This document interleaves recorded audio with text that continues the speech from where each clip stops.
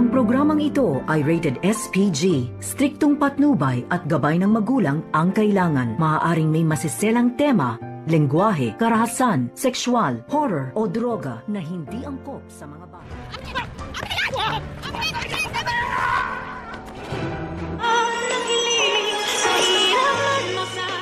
Habang nakipag-agawan nga itong si Zoe dito sa cellphone na hawak dito ni Don Pepe, ay hindi na nga namalayan ni Zoe na tatanggal pala itong kanyang nakalagay na design dito sa kanyang sapatos.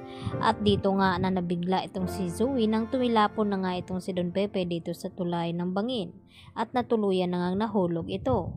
At hindi na nga namalayan ni Zoe na natanggal nga sa sapatos itong nakalagay doon, kaya agad naman na sumakay sa kotse itong si Zoe at nilisan ang lugar na iyon. At nang makalayo-layo na itong si Zoe, dito naman nagre-ring itong kanyang telepono at sinagot ito ni Zoe. At si Carlos pala ang tumawag nito at tinanong at kinamusta itong si Zoe. At dito naman na hindi magkanda o gaga itong si Zoe dahil umiyak nga ito ng husto at dito hindi halos makapagsalita dito kay Carlos.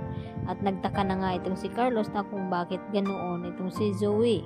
At dito na nga nainamin ni Zoe na may nagawa nga daw siyang hindi maganda at hindi daw niya iyon sinasadya. Kaya agad naman na pinuntahan ito ni Carlos itong si Zoe at nang makarating nga ay dito na payakap itong si Zoe dito sa kanyang ama. At dito na sinabi na hindi niya nga iyon sinasadya at nagtanong itong si Carlos kung papaano nangyari. At dito na pinakita ni Zoe itong cellphone na inagaw niya dito kay Don Pepe, kaya nahulog ito. At dahil natawagan nga ni Don Pepe itong si Giselle at itong si RJ at hindi pa nga daw sila sigurado kung talagang nalaman na nga nila ni Giselle at RJ na ang may pakana sa pagkidnap dito kay Don Pepe ay itong si Zoe at Moira dahil yun nga ang sinabi nito. Dahil pinanghawakan nga ni Zoe ang pangako dito ni Don Pepe na hindi idadamay silang mag-ina, subalit nagkamali pala ito kaya nagawa ni Zoe ang hindi dapat gawin. Subalit binalikan naman ng mga pulis ang lugar kung saan nahulog itong si Don Pepe sa bangin. At dito nga nila nakita itong disenyo na nakadikit dito sa sapatos ni Zoe na natanggal nga ito nung ito inagaw niya ang cellphone na hawak dito ni Don Pepe. At agad naman na bumalik nga dito sa ospital itong mga pulis at ipinakita dito kay RJ kung kanino nga ito, kung nakikilala nila ang disenyo na iyon. At nagulat naman ito si Zoe dahil alam niya na nandun nga ito sa sapatos at ang kapartner nito ay nakadikit pa sa isang sapatos niya. Kaya nagulat itong si RJ nang makita niya iyon dahil natatandaan ni RJ ang gamit na iyon na pagmamayari nga ito kay Zoe.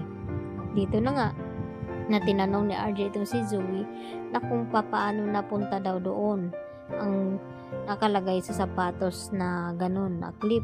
Kaya hindi naman agad makasagot itong si Zoe. Kaya mas lalong dumududa na nga ng husto itong si RJ. Kaya agad niyang hinawakan itong si Moira at tinanong na kasabot nga siya dito ni Balahadja. Dahil sa noon ay nahuli na nga ito ni RJ na ipinatago ni Moira itong hard drive na CCTV footage sa nangyaring aksidente.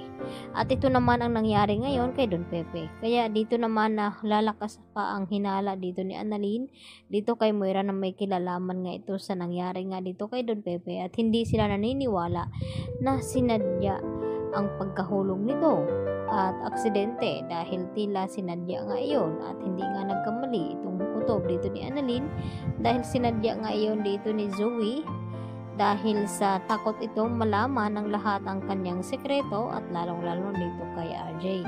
Kaya yan naman ang ating patuloy na pagkaabangan maya-maya ng konti mga kapuso kung talagang magtatagumpay itong si Annalyn sa pagligtas ng kanyang lolo Pepe. Yan lang po aking karagdagan dito sa update at maraming pong salamat sa inyong pananatiling panonood.